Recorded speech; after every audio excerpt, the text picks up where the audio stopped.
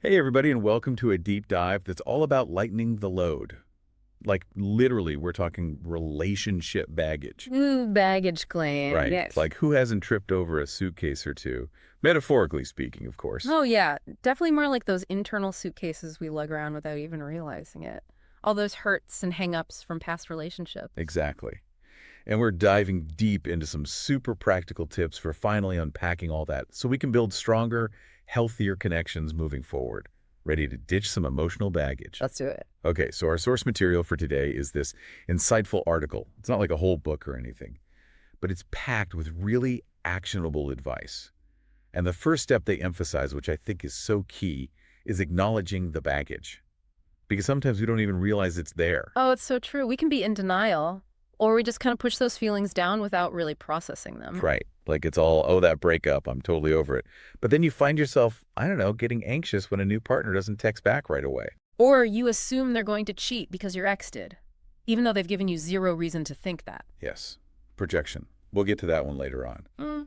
But first, acknowledging those patterns.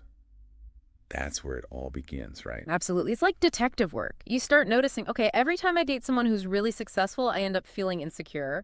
Or whenever a relationship starts getting serious, I freak out. And instead of judging ourselves for those reactions, it's about getting curious. Like, huh, I wonder where that's coming from. Right. Because once you understand the root of those patterns, you can start to change them. Which brings us to the next biggie, communication. Communication. I feel like that word gets thrown around so much in relationship advice. It's practically meaningless at this point. It's true.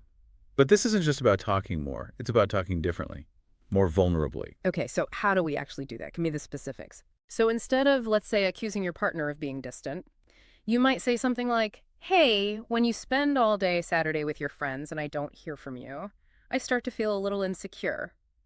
It reminds me of my last relationship where I always felt like I was coming second. Okay, so you're basically giving them context without placing blame. Exactly. You're not saying you're making me feel this way. It's more like, this is my experience and this is why this particular situation might be triggering for me. That's huge because it opens up a conversation instead of starting a fight. Love that. Okay, so we've acknowledged the baggage. We're communicating more openly.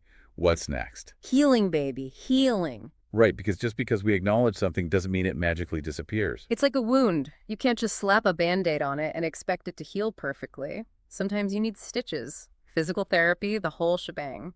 So what's the emotional equivalent of stitches in physical therapy? Asking for a friend. Well, therapy is always a great option if it's accessible to you. It gives you a safe space to process those past experiences and develop healthier coping mechanisms. And there's no shame in that game. None whatsoever. Journaling's another great tool for self-reflection.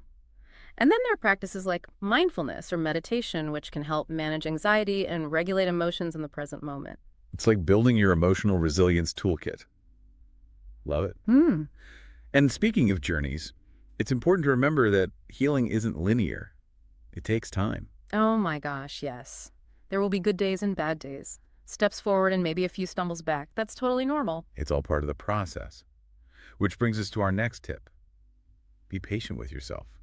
Like, give yourself grace. This is not a race. And don't beat yourself up if you make a mistake or if you fall back into old patterns. It happens. Totally. Okay, so last but not least, let's talk about projection. Ah, yes, projection.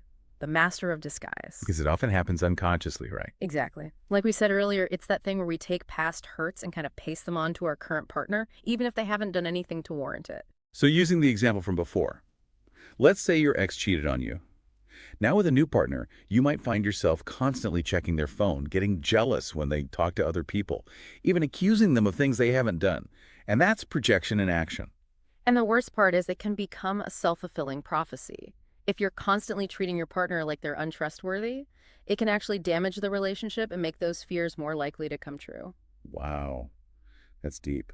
So basically, our past baggage can create its own baggage if we're not careful. Exactly. So awareness is key. Okay, so to recap our journey toward lighter luggage, acknowledge the past, communicate openly and vulnerably, focus on healing. Be patient with yourself, and try to catch yourself when you're projecting.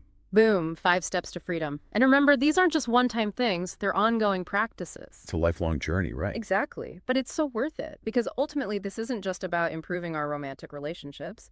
It's about showing up as the best versions of ourselves in all areas of our lives. It's so true. Now, before we wrap up this deep dive, I want to leave you with a little something to ponder. Think about one small, actionable step you can take today based on just one of these tips. Maybe it's sending that vulnerable text, scheduling a therapy session, or even just journaling about a pattern you've noticed. Even a tiny step can make a difference. Keep diving deep, everyone. See you next time.